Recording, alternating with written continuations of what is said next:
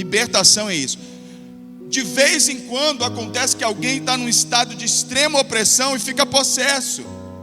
Mas nem todo escravo fica possesso. Quer ver um exemplo bíblico? Judas, quando decidiu trair Jesus, a Bíblia diz que o diabo entrou nele, mas ele não ficou possesso, mas o diabo estava nele. Nem sempre alguém que está sendo controlado pelo diabo e pelas suas mentiras vai estar possesso. Por isso nós não podemos considerar que alguém liberto é alguém que teve o demônio expulso do seu corpo. Isso é um pequeno aspecto da libertação. E é por isso que a maioria dos cristãos, porque não ficam possessos, acham que não estão no controle do diabo. Você sabia que você vindo todo domingo à igreja, vou te dar uma notícia aterradora. Se você pode vir todo domingo à igreja, mas se você não vive pela palavra de Deus, você pode ser controlado pelo diabo. Judas andava com Jesus, andou 3 anos consecutivos, de maneira íntima, próxima. Em determinado momento, na verdade, em boa parte da caminhada de Jesus, ele já estava sendo dominado pelo diabo, no sentido das crenças e daquilo que realmente dominava o interior dele, os pensamentos dele. Judas era avarento, né? Judas amava o dinheiro. Judas vendeu Jesus por dinheiro. Aí você pode dizer: eu não faço isso. Você faz. Quando você não dá seu dízimo, porque você acha que Jesus não é fiel o suficiente, ou porque você ama o dinheiro, você faz. Você percebe então que a gente pode, por exemplo, estar sendo controlado pelo diabo, mesmo que a gente esteja vindo à igreja? E aí é quando Jesus ele declara que quando nós conhecemos a verdade nos liberta. É porque a verdade é a luz que é lançada sobre o nosso entendimento e vai desfazendo o emaranhado de mentiras que controlam a nossa mente, que por sua vez controlam o nosso comportamento. Eu já disse isso inúmeras vezes, e você vai me ouvir dizendo isso quantas vezes forem necessárias, até que a verdade se internalize em você.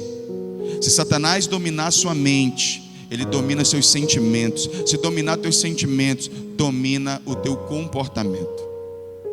É simples, pelo menos teoricamente. Na prática é muito mais difícil, porque envolve todas as nossas emoções.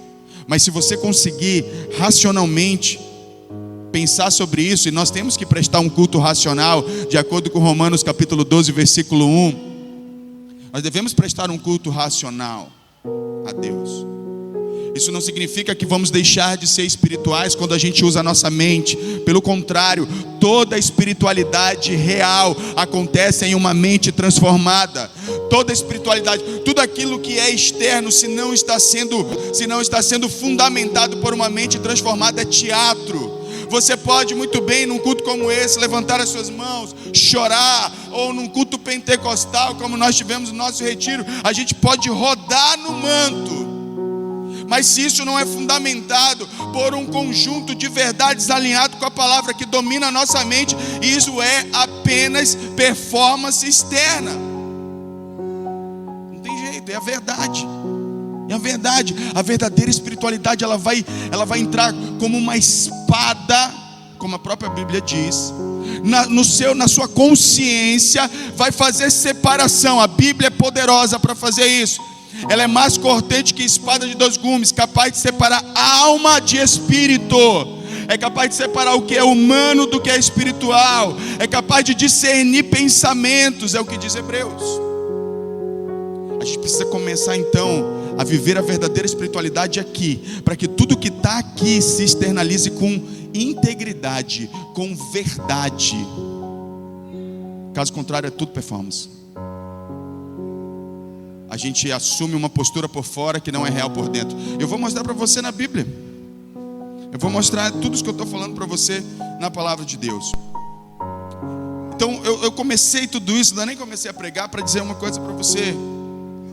Você pode ser alguém que está há muito tempo servindo a Deus, mas ainda é escravo do pecado. Ainda não conseguiu se libertar das emoções que te escravizam, ou do pecado que te escraviza. Existem certas emoções que nos escravizam, que elas por si só, elas não são pecado, mas elas nos levam a pecar. Pessoas extremamente ansiosas, por exemplo, que vivem em crises de ansiedade.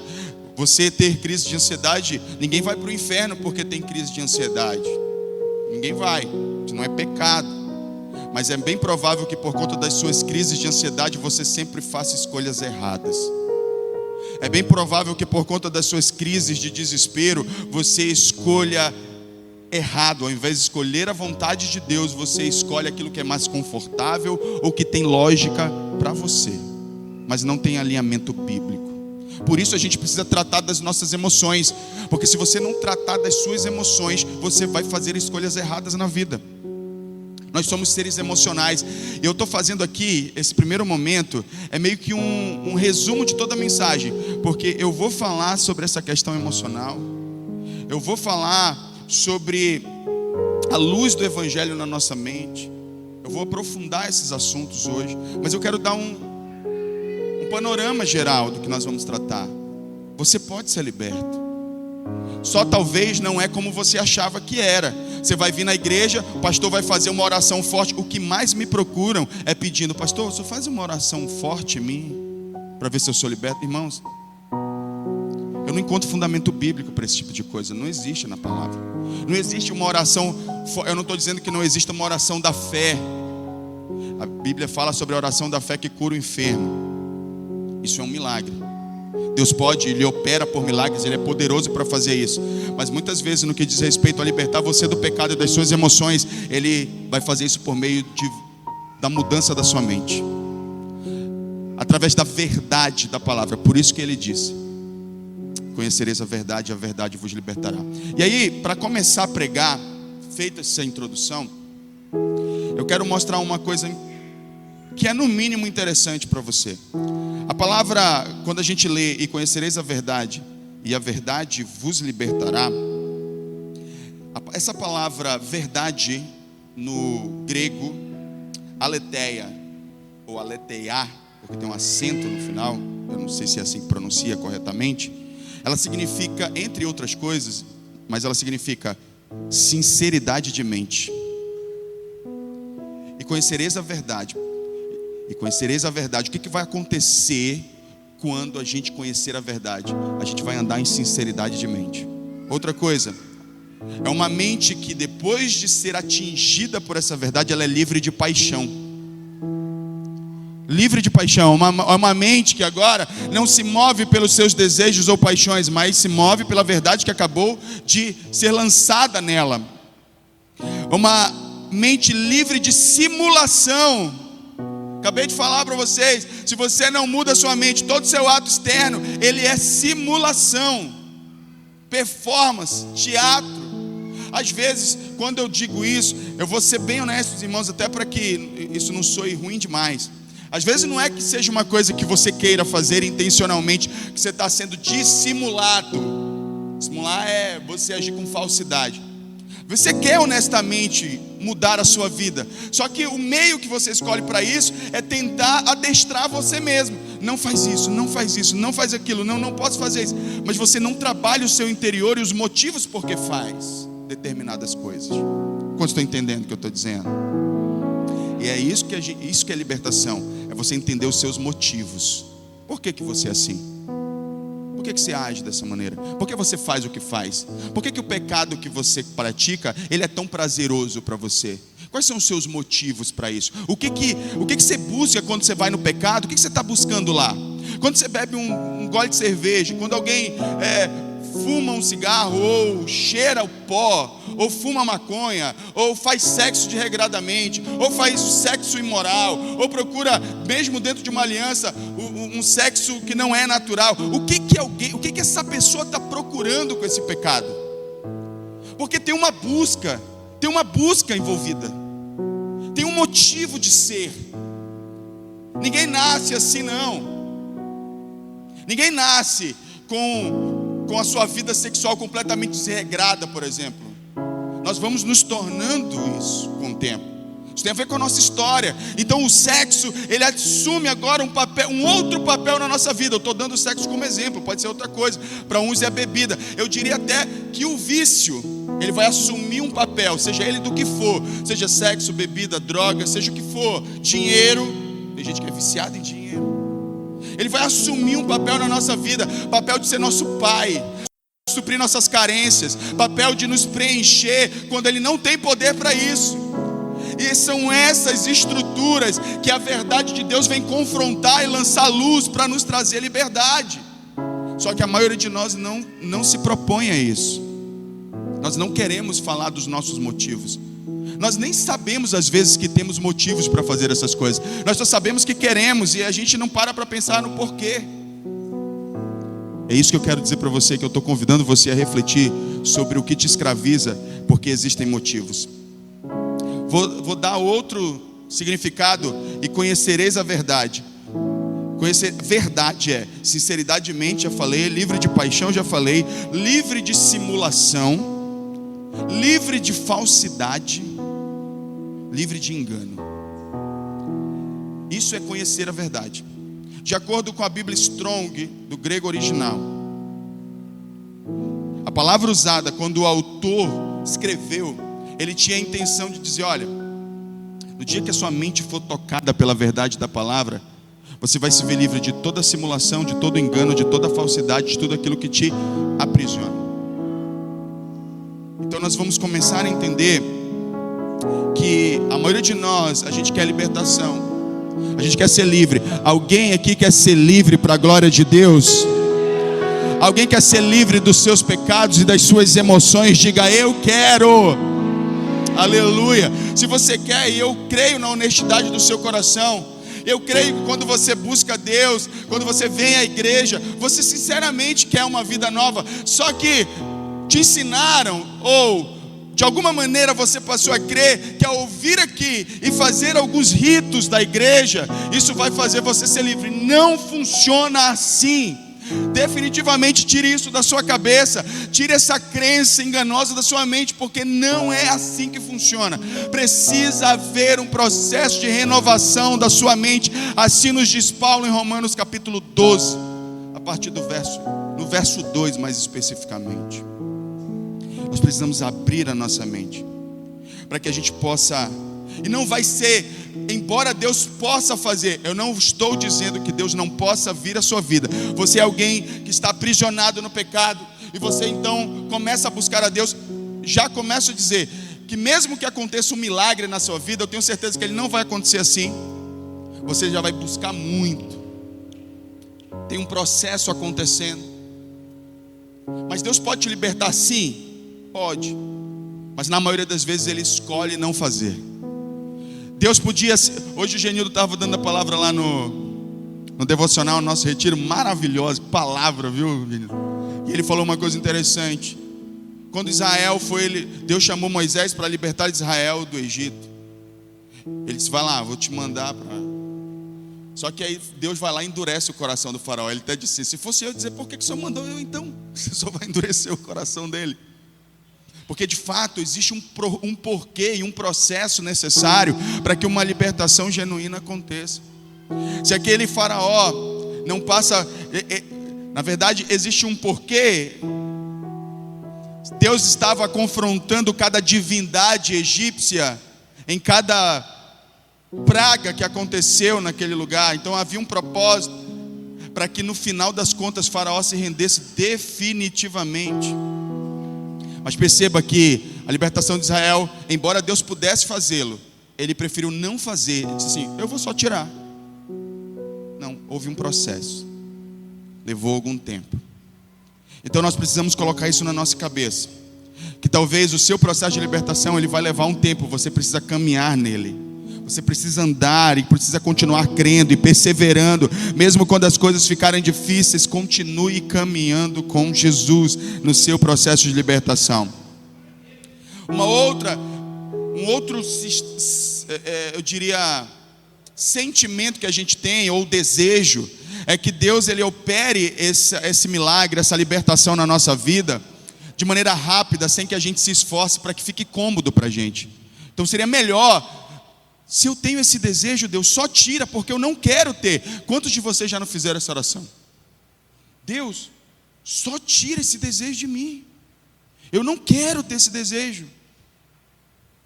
Aí você fica pensando, por que Deus não só tira, né? Já perguntou isso? É só tirar. Ele não é poderoso. É só tirar. A gente sempre pensa dessa maneira. Querido, só que Deus escolheu agir de uma maneira na terra, porque isso vai evidenciar que você está dentro do processo com Ele. Existe uma palavra na Bíblia que nós somos cooperadores de Deus. Cooperador, a palavra no original é algo tipo, é a mesma palavra que deu origem à nossa palavra portuguesa sinergia. O que é sinergia? É que existem duas forças operando ao mesmo tempo.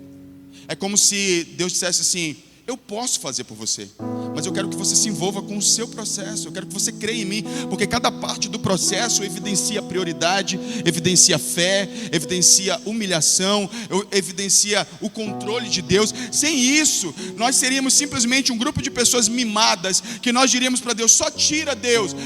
Lembrando que nós não somos vítimas. Muitos dos pecados dos quais somos escravos, nós escolhemos entrar lá. E agora queremos que simplesmente Deus venha e tire sem que a gente participe do processo. Não me parece justo. Então nós temos que participar do processo com Ele. Nós temos que estar junto dEle, ao invés de esperar que Ele faça qualquer coisa para nós, sem qualquer esforço. Na verdade, em Mateus capítulo 11, no versículo 12, a palavra de Deus diz que o reino de Deus é tomado por esforço. Aqui tem uma coisa que eu preciso pontuar com muito cuidado, para você não confundir as coisas. Quando a Bíblia diz que o reino de Deus é tomado por esforço, não está dizendo que você, para ser salvo, precisa se esforçar. Não é isso. Não é disso. Porque nenhum de nós que somos salvos precisamos nos esforçar para ser salvo. Porque a salvação é um ato de fé. Você só precisa crer. Só crer. Agora, para que você comece então a se apropriar de algumas coisas que são próprias do reino de Deus e próprias da salvação, você precisa se esforçar. Até porque esforço não é, queridos, graça, na verdade, não é ausência de esforço, é ausência de mérito. Nós nunca teremos mérito em qualquer coisa que Deus faça na nossa vida. Todo mérito será dele. Sabe por quê? Porque nós estávamos mortos nos nossos delitos e pecados. Se não fosse Deus me despertar e te despertar para viver uma nova vida, nem lutando pelas nossas vidas nós estaríamos. Nós estaríamos mortos e condenados ao inferno. Mas Ele, pela sua graça, nos desperta. Só que agora Ele espera que a gente coopere, que a gente, junto com Ele, se envolva com Ele no processo. Por isso não adianta você querer que uma oração resolva o seu problema. Você tem que renovar sua mente. O que seria de você? Eu queria dizer uma coisa para você. Na verdade, se Deus atendesse todos os seus pedidos, você estaria pior do que você está, talvez. Nós estaríamos piores do que estamos. Em situação ainda mais grave, é justamente por Deus não nos dar o que queremos, é que ainda temos uma oportunidade de transformação. Então se envolva com o seu processo, aprenda a entender você mesmo, os seus motivos. O Espírito Santo vai te ajudar nisso. Não quer dizer que você vai fazer sozinho. O Espírito Santo vai fazer isso com você. Ele vai te revelar, mas você tem que estar disposto a passar por esse processo. Quando estão entendendo, diga amém. Porque Deus, Ele vai operar vitória e libertação na vida daqueles que têm mente transformada. Agora sim, a gente chegou aí, o Data Show, Romanos 8:5. Coloca aí pra gente. Romanos capítulo 8, no versículo 5. Veja bem, a partir de agora eu quero começar a dar um conjunto de textos bíblicos que vão mostrar para você como que libertação é um processo na mente. Romanos capítulo 8, versículo 5 diz o seguinte: quem vive segundo a carne tem a mente voltada para a carne. Você sabe por que você não consegue vencer o pecado? Porque tudo que você pensa tem relação com o pecado. Todos os seus pensamentos, eles estão conectados ao pecado. Todos os seus pensamentos estão conectados àquilo que te fere. Por que as suas emoções estão sendo dominadas pelo diabo? Porque todos os seus pensamentos estão voltados para as situações e aspectos da sua vida que despertam sentimentos ruins, sentimentos carnais. Porque quem vive segundo a carne tem a mente voltada para o que a carne deseja. Então, ou seja, preste atenção, se eu estou vivendo na carne é porque minha mente ela está trabalhando nesta direção. Se eu quero então viver pelo Espírito, eu preciso fazer uma mudança nesse processo dos meus pensamentos. Então ele tem que ser, mas quem vive de acordo com o Espírito tem a mente voltada para o que o Espírito deseja. Precisamos começar a pensar um pouco mais sobre aquilo que estamos pensando. É isso mesmo que você ouviu. Você precisa pensar sobre o que você pensa.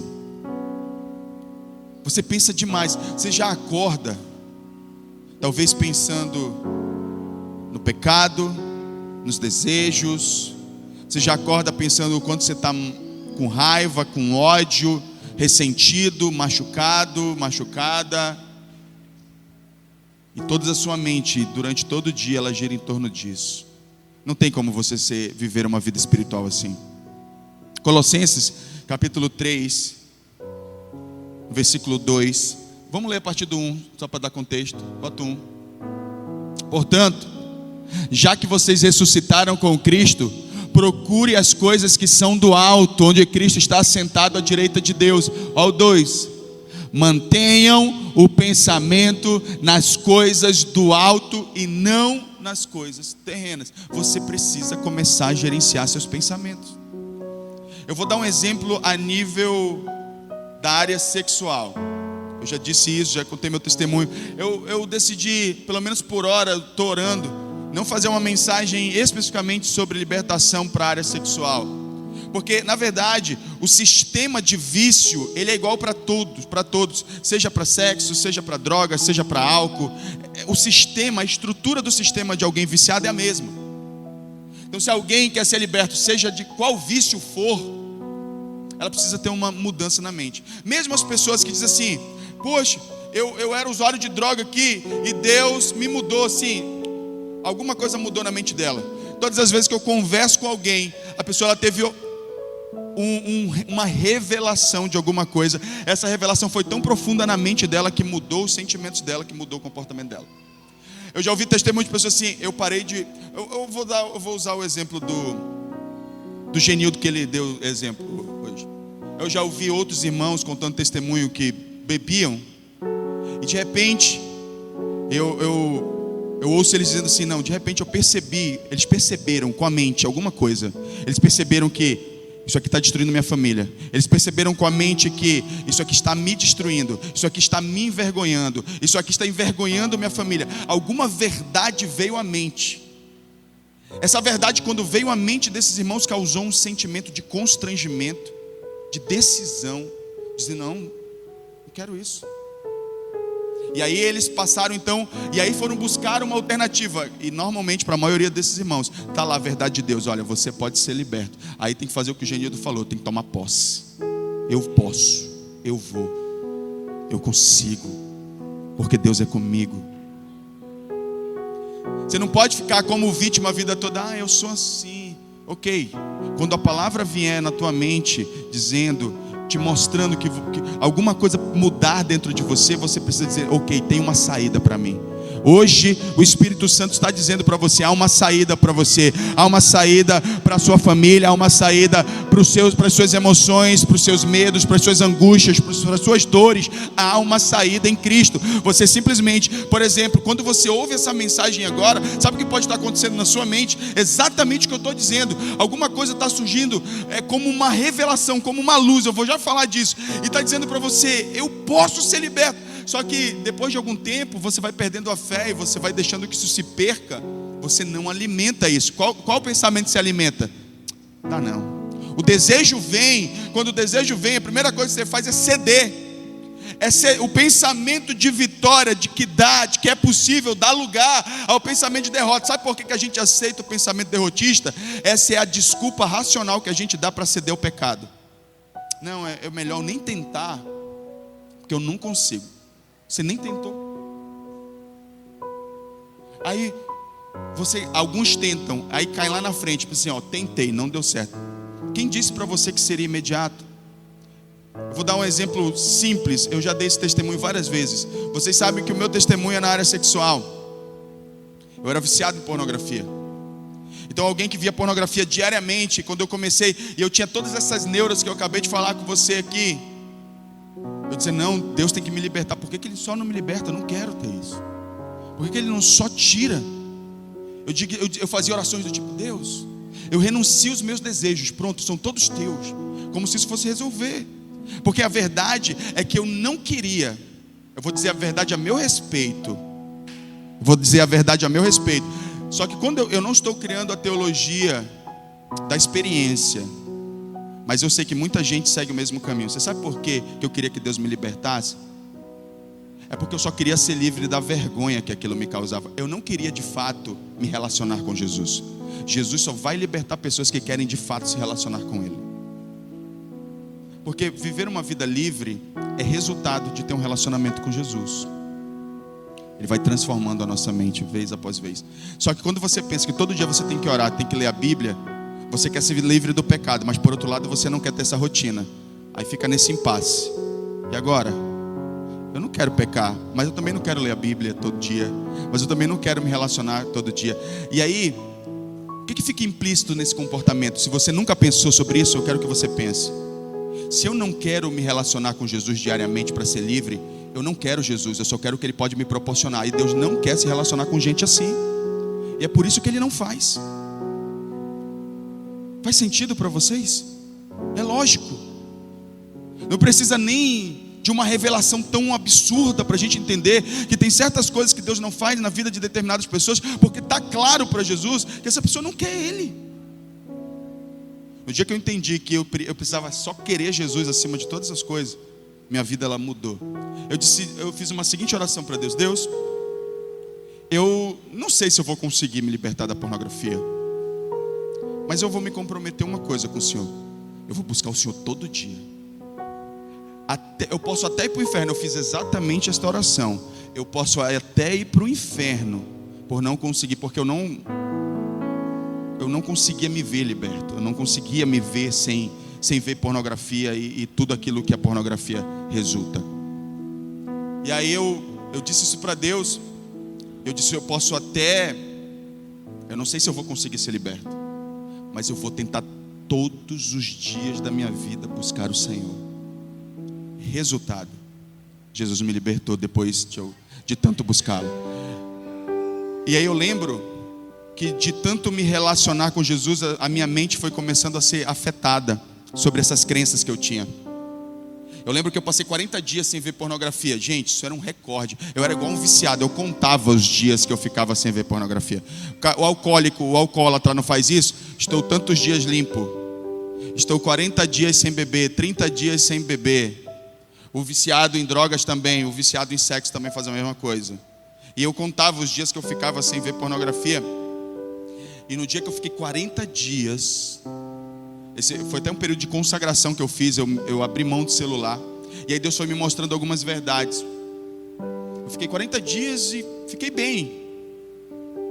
E aí eu disse, Deus, é possível ser liberto? E o Senhor disse para mim, é possível, meu filho, depende só do tipo de estrutura que você constrói ao seu redor.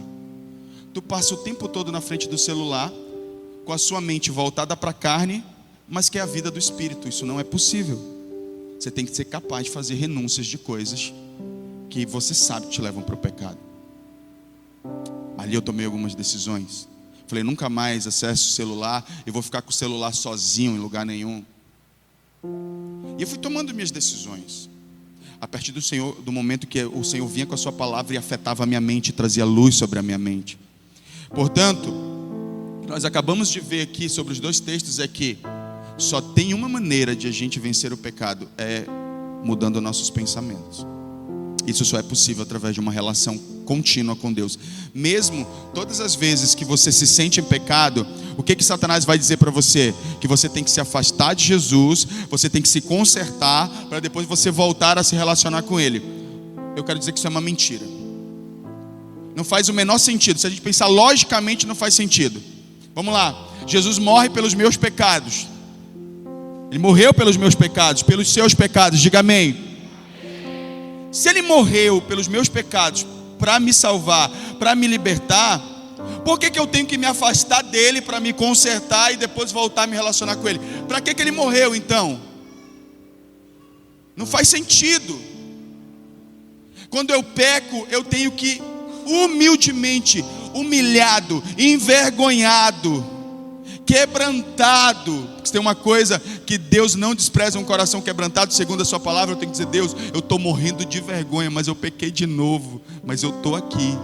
Eu sei que o Senhor não vai me rejeitar. Eu comecei a construir essa mentalidade, e é difícil, porque todas as vezes que eu pecava e que eu voltava, pequei aqui, pedi perdão, passei 40 dias sem pecar, correto? Depois que eu saí do jejum, pequei. Aí você imagina como é que é para mim chegar lá e dizer assim: Deus, de novo. Não aguentei, cedi. Com muita vergonha, meu interior dizia: não vai, tu não merece, tu não pode fazer isso. Mas a minha mente, por aquilo que Deus já havia me falado, dizia assim: você precisa ir se humilhar. Eu dizia: Deus, eu estou extremamente envergonhado, mas eu prometi para o Senhor que eu ia lutar todos os dias da minha vida. Eu estou aqui de novo pedindo perdão para o Senhor. Eu sei que o Senhor tem perdão para mim. E eu fui caminhando. E aí aquele cara que via pornografia todos os dias passou a ver pornografia uma vez na semana. Depois de 40 dias de jejum, eu continuei vendo pornografia, só que eu já não via mais pornografia todos os dias. Eu vi uma vez por semana. E passei meses dentro desse nível. Alguns meses. E aí ficou confortável para mim, para ser honesto. Eu falei: melhorei, né? Melhorei, deu uma melhoradinha. Só que o Espírito Santo disse para mim: se tu vai se conformar com isso, você precisa continuar buscando. E eu comecei então a intensificar meu relacionamento com Deus. E aí eu consegui passei a ver pornografia 2 vezes no mês. E as coisas foram mudando, até o dia que eu olhei e eu cheguei à seguinte conclusão na minha mente. Foi o que o Espírito Santo disse na minha mente: percebe que você não precisa disso para viver? Percebe que o sexo, ele é algo bom, mas ele precisa estar dentro de um lugar saudável para você desfrutar dele? Minha vida mudou. Eu nunca mais olhei para o sexo como uma fonte de prazer e que vai suprir todas as minhas necessidades. Eu olhei para Jesus como essa fonte, mas reconheci o sexo como algo bom que eu poderia desfrutar com a minha esposa. E a coisa começou a ficar saudável. Começou a transformar a minha mente. Então, qual é o meu conselho para você? E eu vou te dar 3 conselhos para a gente finalizar, para você começar a construir uma mente que vai ser liberta. Primeiro, reconheça a área de atuação do diabo. Coloca aí na tela 2 Coríntios 4:4.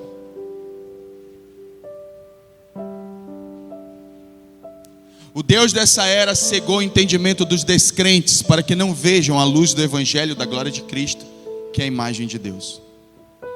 Vou ler novamente. O Deus dessa era cegou o entendimento. Aonde é que é a área que Satanás tem trabalhado? Nossa mente. Você precisa reconhecer a área de atuação do diabo. Se você continuar achando que o diabo, ele trabalha, sei lá, numa área mística que você nem a gente consegue definir, você vai sempre ser escravo do diabo. Entenda, Satanás está trabalhando na sua mente, fazendo você acreditar em mentiras. E qual é a ferramenta que ele usa? A mentira. João 8,44, coloca aí. Satanás trabalha na mente e tem como ferramenta a mentira. Vocês pertencem ao pai de vocês, o diabo, e querem realizar o desejo dele. Ele foi homicida desde o princípio e não se apegou à verdade, pois não há verdade nele. Quando mente, fala a sua própria língua, pois é mentiroso e pai da mentira. Este texto, João capítulo 8, está no mesmo contexto de João 8,32, que foi o primeiro versículo que a gente leu. Jesus disse: olha, conhecereis a verdade e a verdade vos libertará. E aí ele começa a dizer para os religiosos, nós estamos falando, quando se fala de religioso, irmãos, nós estamos falando de gente que é extremamente correta no seu comportamento exterior. Não estou falando de gente que vive no pecado, não. Quando Jesus não falou isso aqui, irmãos, para gente que vivia nas drogas, não falou para quem vivia bebendo, Jesus não falou isso para gente que vivia se prostituindo, não. Jesus falou isso para gente extremamente rígida moralmente. Só que eles viviam debaixo de mentira. Nesse mesmo contexto está dizendo: olha, vocês não recebem minha palavra, Jesus disse isso, porque vocês vivem debaixo da vontade do Pai de vocês. e ele só conta mentiras. Então, existem várias mentiras. Gente, identificar as mentiras estabelecidas na nossa mente talvez seja um dos processos mais trabalhosos e às vezes até difíceis de a gente fazer. Mas você tem que se propor a isso. Por exemplo, você pode ter chegado nesse culto achando assim: vou lá, já tentei de várias maneiras, vamos ver o que acontece, né? Você já pode estar desacreditado de uma série de coisas. Você já desacreditou de você. Pessoas que vivem no pecado, a primeira pessoa que elas desacreditam é delas mesmas e começam a dizer assim: eu nasci para o inferno mesmo. Eu já sei que eu vou para o inferno mesmo. Gente, isso é mentira. Você só não entendeu ainda como é o processo. E se entendeu, você não se submeteu a ele. Então identifique como o seu inimigo trabalha. Aprenda a discernir. Satanás está trabalhando nos seus pensamentos. Para ser mais específico, para eu não colocar genericamente na sua mente, eu vou usar a palavra pensamentos. Todos os pensamentos que você tem de derrota, todos os pensamentos que você tem de inferioridade, todos os pensamentos que você tem de incapacidade, esses pensamentos eles são usados pelo diabo para manter você cativo. Você precisa de novos pensamentos, de uma nova verdade sobre a sua vida. Volta lá em 2 Coríntios, porque eu vou dar o segundo conselho para você. 2 Coríntios 4:4. Ele diz aonde Satanás tem trabalhado. Ele diz que o Deus dessa era cegou o entendimento dos descrentes. Quando eu falo descrente, talvez você pense assim: mas eu sou crente, eu vou à igreja. Se fosse isso aí que você está pensando, seria assim o texto, ó.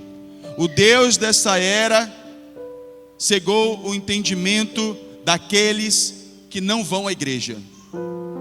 Mas não é isso que ele está dizendo. Ele está falando que ele cegou o entendimento dos descrentes. E aí eu pergunto: tem descrente dentro da igreja? Sim ou não? Sim ou não? É o que mais tem. Você pode não ser descrente no conjunto da obra da Bíblia, mas tem áreas da sua vida que você não crê em Deus. E talvez seja exatamente nessas áreas que você é aprisionado. Talvez você não acredite que Deus ele provê sua vida financeiramente, por isso você vive na miséria. Por isso sempre falta dinheiro. Por isso você tem que estar sempre descabelando e sendo infiel com Deus, porque você sempre acredita que Deus não supre suas necessidades. Talvez você é alguém que acredita que perdoar à luz como a Bíblia diz que é para perdoar, é demais. Não dá para perdoar 70 vezes 7. Ou seja, quando você diz isso, quando você lê um texto da Bíblia e você pensa assim: isso aqui é demais, é exagerado, o que você está dizendo nas entrelinhas? Eu não creio assim e não vou fazer. Quando você questiona o que está escrito aqui, você está demonstrando a sua descrença. E aí, quando você mostra a sua descrença, Satanás, ele usa a sua descrença e te cega. E quando ele te cega, ele te mantém cativo. Só tem um caminho para você ser liberto. Você tem que acreditar no que está escrito aqui completamente, absolutamente. Isso aqui tem que ser seu manual de vida. E vai ter momentos que você vai ler isso aqui e não vai fazer o menor sentido para você. Você vai dizer: não, isso aqui não é possível, isso aqui é a solução da minha vida. Não acredito. Acredite. É. Por mais louco que seja. E a palavra de Deus, Jesus, o Senhor, Ele fez questão de dizer que era loucura. Ele fez questão de deixar claro: olha, eu quero dizer para vocês que tudo que eu vou propor para vocês é loucura dentro do padrão do sistema que vocês estão acostumados. Portanto, quando você se deparar, quer ver? Eu vou dar um outro exemplo aqui. Eu sempre uso esse exemplo, mas eu peço perdão das mulheres, não é tentando diminuí-las, nada disso. Mas eu sei que é uma guerra para as mulheres, por exemplo, quando a gente fala das mulheres casadas serem submissas. O que tem de mulher que não aceita isso, porque não acredita que isso é a solução para a transformação do seu casamento, não está no gibi.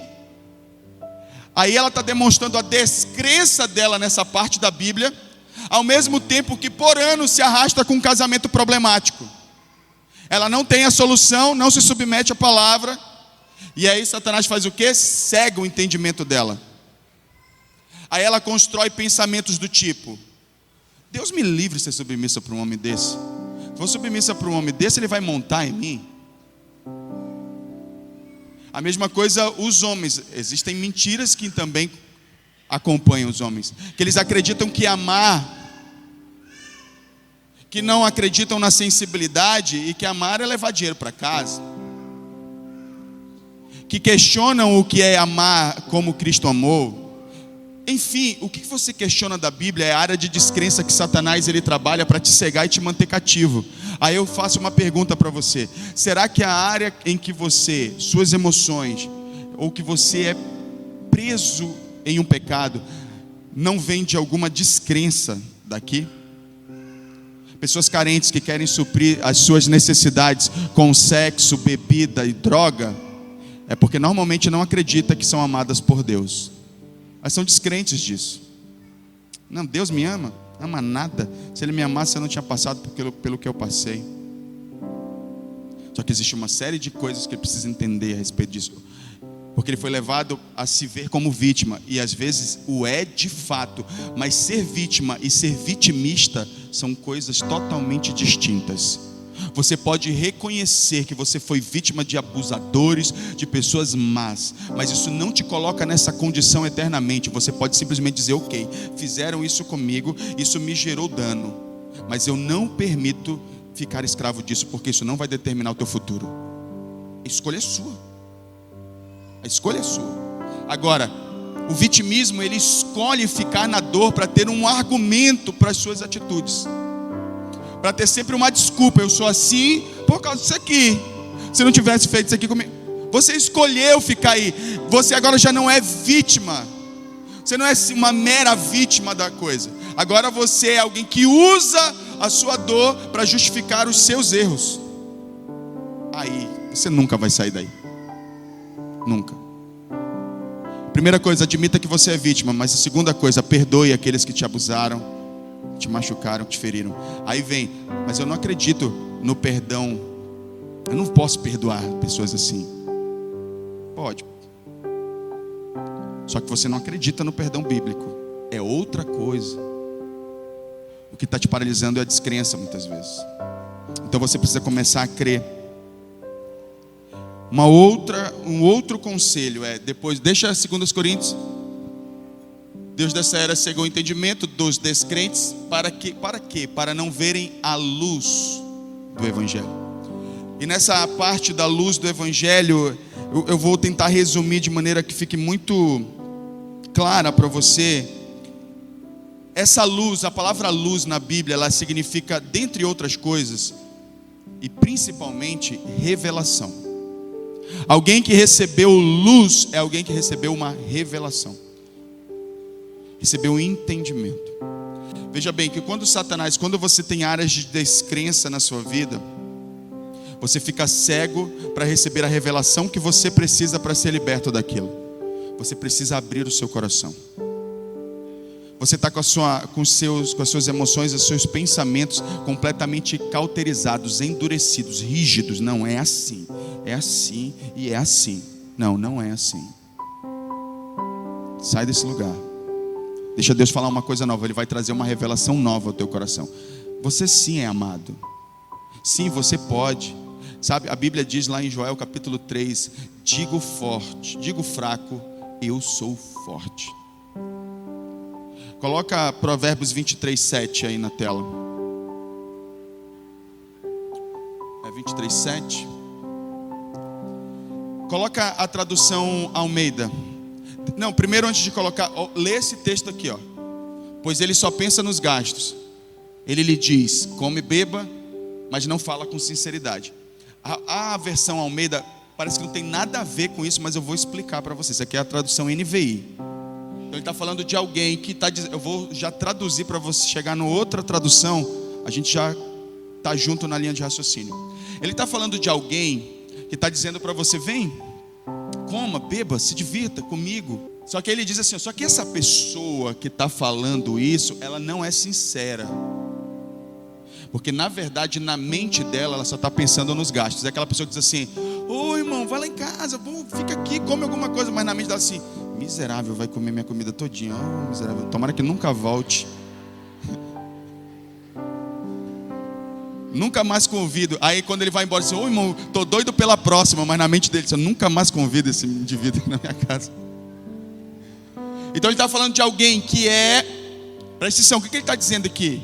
Ele está dizendo assim, que nós somos de verdade aquilo que nós pensamos. Nós não somos aquilo que demonstramos por fora. Somos o que pensamos. Então ele está dizendo, e aí é que entra a questão da Ara.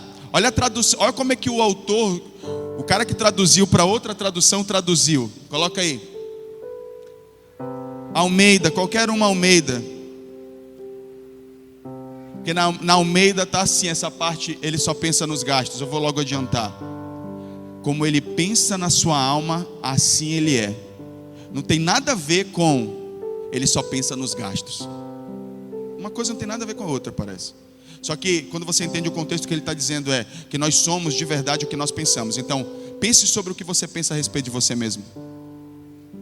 Se nós somos o que pensamos, o que você é, irmão? Você é o quê? Eu sei que em determinados momentos, para se defender, você é extremamente orgulhoso e ressalta as suas virtudes. Mas diante da vida, na maioria das vezes você está se colocando para baixo e se sentindo incapaz. Porque como imaginou no seu coração ou na sua mente, assim é ele. Ou seja, nós somos o que pensamos. Nós somos o que pensamos. É isso que a Bíblia está nos dizendo. Nós não somos o que falamos, nós não somos como agimos, a não ser que haja sinceridade e integridade em nós. O que é integridade? É ser inteiro. É quando o que eu penso está alinhado com o que eu faço. Então eu estou sendo íntegro. E Deus se agrada de gente íntegra. Agora, quando você pensa de um jeito e age de outro, você está sendo falso. E Deus não se agrada de falsidade. A verdade não está lá. Lembra do que nós falamos de Romanos 8,32? E conhecereis a verdade. Quando conhecer a verdade, tudo que vai sair da nossa vida é falsidade. Nós vamos começar a agir na verdade. Não, essa aqui é a verdade. Então meu conselho para você é: mude os seus pensamentos que você tem a respeito de si e da vida. Se você não sabe como pensar, eu te aconselho, leia a Bíblia para aprender a pensar certo. Pensar é bom, pensar certo é melhor ainda. Muita gente diz assim, mente vazia é oficina do diabo, correto? Sim ou não? Vocês conhecem esse ditado? Pois bem, eu vou acrescentar um ditado meu. Mente cheia demais de mentiras é a casa dele. Porque nós vivemos numa geração que pensa muito, mas pensa errado. Tudo que pensa errado, tudo que pensa é pessimista, tudo que pensa é a partir de uma ótica pessoal, a partir de um ponto de vista da dor, a partir de experiências traumáticas, nunca a partir da verdade. Então pense bem, uma geração que está pensando muito, mas pensando errado, é uma geração doente. Talvez você esteja doente, não é porque você pensa pouco, é porque você pensa muito e pensa errado. Pensa coisas erradas a seu respeito, pensa coisas erradas a respeito das pessoas, pensa coisas erradas a respeito de Deus. Tudo que você pensa é errado. Teus pensamentos estão totalmente tomados de pessimismo, ausência de fé, esperança. Só tem dor, choro, lágrima, derrota, sofrimento, perda. Sai desse lugar em nome de Jesus. Se você quer ser livre, comece a mudar seus pensamentos.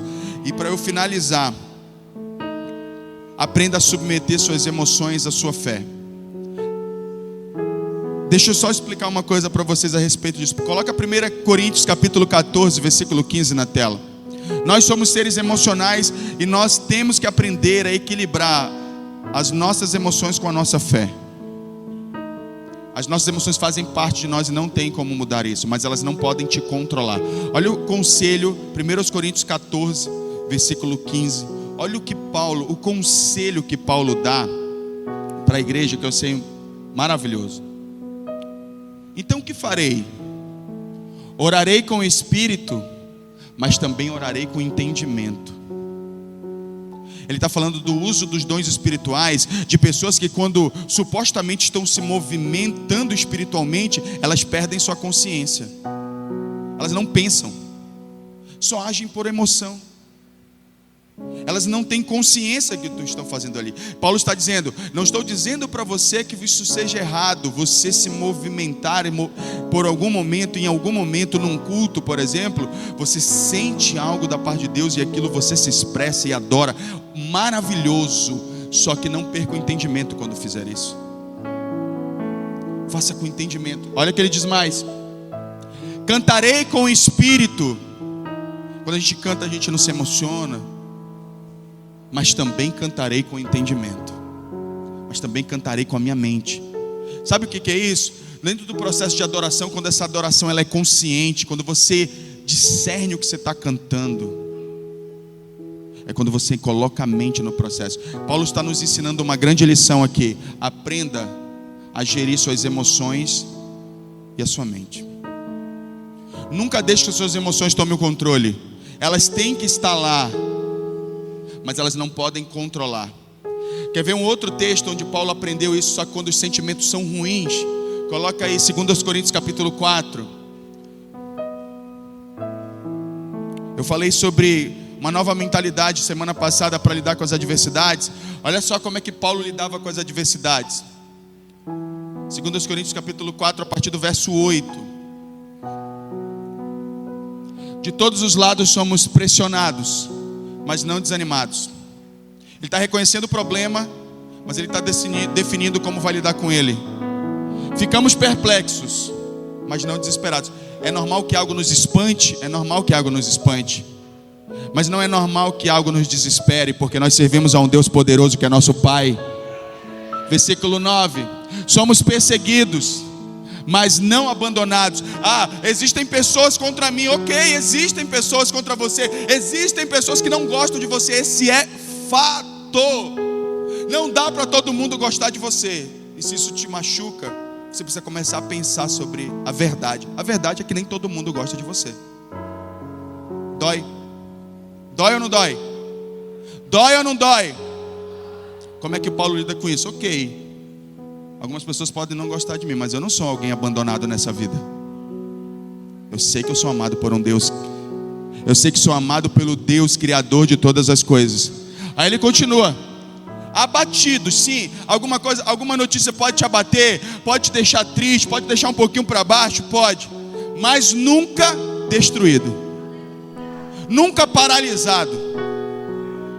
Porque Paulo aprendeu a lidar com as suas emoções ruins e com a sua mente. É como se ele dissesse assim: ok, eu admito, isso doeu, mas isso não me paralisa.